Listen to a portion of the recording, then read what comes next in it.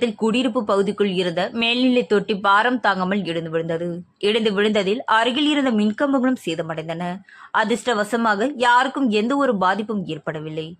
திண்டுக்கல் மாவட்டம் வேடச்சந்து ஊராட்சி ஒன்றியத்துக்குட்பட்டது மாரம்பாடி. ஊராட்சியில் உள்ள கிழக்கு மாரம்பாடி பகுதியில் சுமார் 2000க்கும் மேற்பட்ட மக்கள் வசித்து வருகின்றனர்.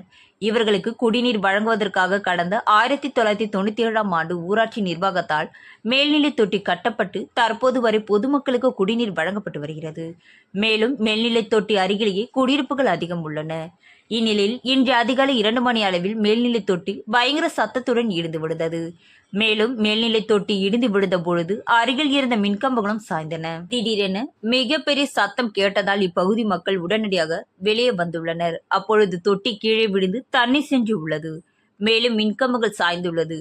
இதையடுத்து உடனடியாக இப்பகுதி மக்கள் செயல்பட்டு மின்சாரத்தை துண்டித்துள்ளனர்.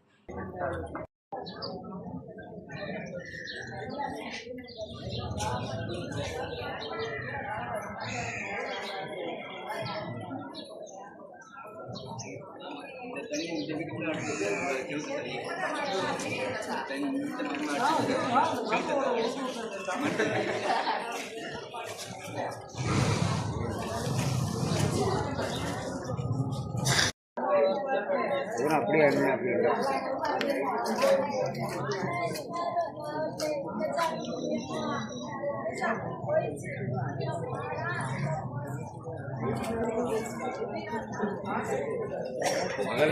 எவ்வளோ பாதி 97 கட்டினாங்க. எத்தனாயிரம் லிட்டர் கொள்ளளவு? 60,000 கொள்ளளவு கொண்ட ஒரு டேங்க் இது இல்லையா?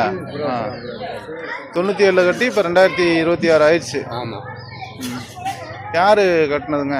மகன் பிரசிடண்டாக யார் இருந்தது அப்போ? பேர் எதுங்க? பேபி சரசு. அவருடைய காலகட்டத்தில் அது கட்டின தண்ணி டேங்கு. ஆமாம். சரி, ரைட், ஓகே. இது இப்போ நைட் நடந்த சம்பவம் எதுவும் உயிர் சேதம் எதுவும் இல்லைங்களா? உயிர் சேதம் இல்லைங்க. கம்பு அரங்கச்சு இதில் வண்டி தான் மண்ணுக்குன்னு கொட்டாங்க பார்த்தா இது விழுந்துருச்சு. அந்த போஸ்ட் ஒன்றும் உடஞ்சிருக்கு. ஆமாம். அந்த பக்கம் ஏணி கம்பி போய் அங்கே வீட்டில் அவ்வளோதான். உயிர் சேதம் எதுவும் இல்லை. ஆமாம்.